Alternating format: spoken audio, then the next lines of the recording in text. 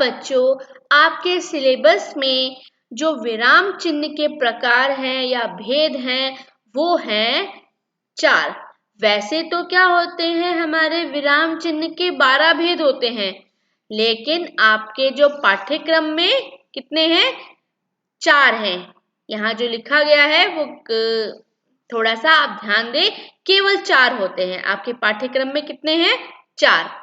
तो पहला हम देखेंगे पूर्ण विराम, दूसरा अल्प विराम, तीसरा प्रश्नसूचक चिन्ह, चौथा विस्मयादि बोधक चिन्ह। यहाँ पर बच्चों आप लोगों को लाल कलर के ब्रैकेट में कुछ साइन नजर आ रहे होंगे। तो पूर्ण विराम का जो साइन है वो कैसा होता है, एक स्टैंडिंग लाइन।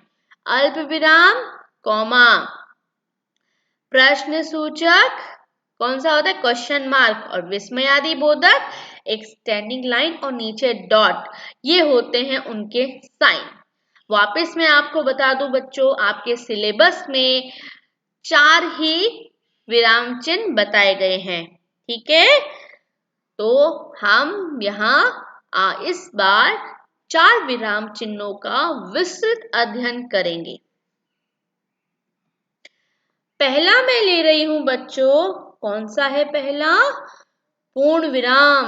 आप जानते हैं पूर्ण विराम क्या होता है, जब भी हमारा वाक्य पूरा होता है तो हम वाक्य को पूरा होने के बाद हम पूर्ण विराम का प्रयोग करते हैं। किसका प्रयोग करते हैं, पूर्ण विराम का।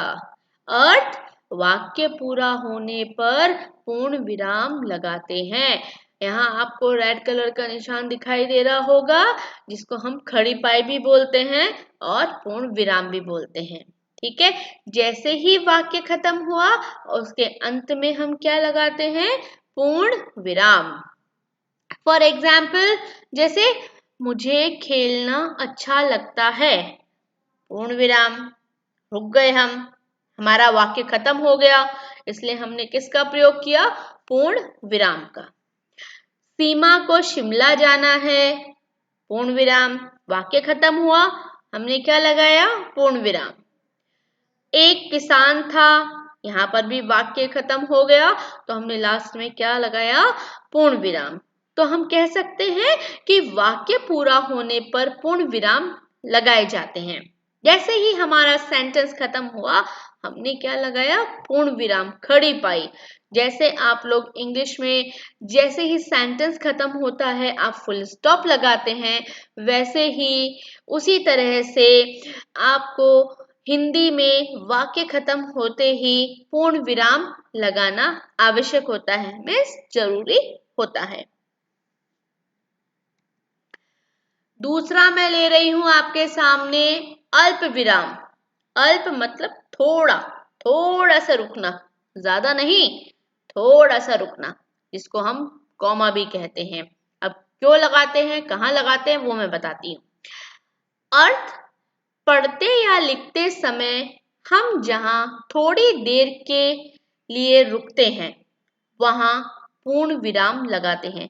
क्या बच्चों समझ में आया कि जब हम पढ़ते या लिखते समय हम जहां थोड़ी देर के लिए रुकते हैं, कितनी देर के लिए, थोड़ी देर के लिए रुकते हैं, वहां हम अल्प विराम लगाते हैं। जैसे सीता, मीता और शीला मेरी सहेलियां हैं। यहाँ पर आपने इस कॉमा का प्रयोग देखा कि बच्चों यहाँ पर कॉमा लगाया है और थोड़ा सा रुका है। थोड़ा मतलब 1-2 सेकंड। ठीक है, थोड़े का मतलब ये नहीं कि हम 5-7 मिनट रुक जाएं वहां पे, ये मतलब नहीं होता। इसका मतलब होता है 1-2 सेकंड का अल्प विराम लेना। ठीक है, विराम लेना।